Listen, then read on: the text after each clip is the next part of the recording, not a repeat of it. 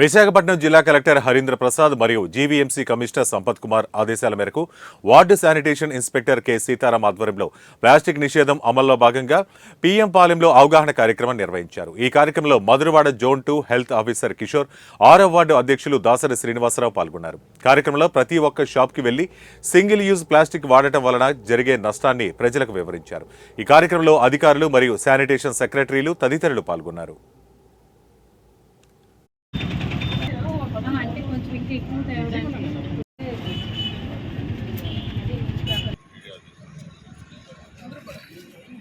నేను doctor Kishore, zone 2 Madhurawada health officer.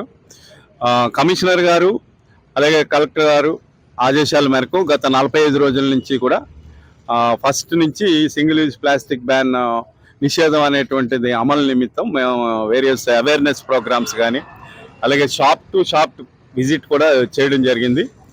మన zone 2 మధురవాడలో 5,842 trade లైసెన్సులు కలిగిన షాప్స్ ఉన్నాయి. అనాథరైజ్డ్గా ఒక 500 పైనే ఉంటాయి.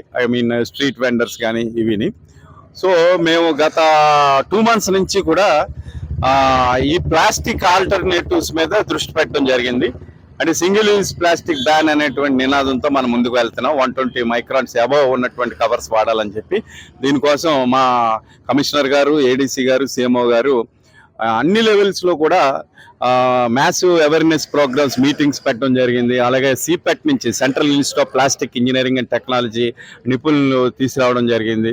ఏ కవర్ వాడచ్చు, ఏ కవర్ వాడకూడదు అనేటువంటిది మా అందరికీ కూడా అవేర్నెస్ కల్పించారు. అది ప్రజల దగ్గర కూడా తీసుకువెళ్తున్నాం.